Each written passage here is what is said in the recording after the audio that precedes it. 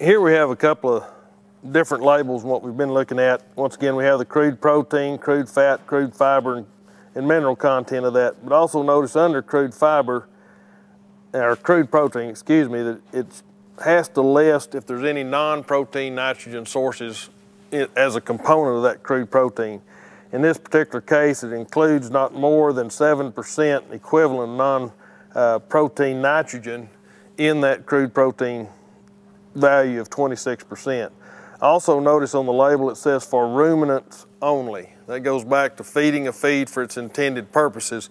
Ruminant animals have the unique ability to recycle nitrogen and utilize non-protein nitrogen in the digestive process, and that's why we can add moderate levels of non-protein nitrogen to these feeds and very effectively utilize them in beef cattle rations.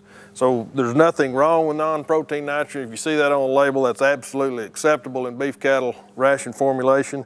And this is a range mix that can be fed at full feed to those cattle. In fact, that is the feeding directions for this particular product.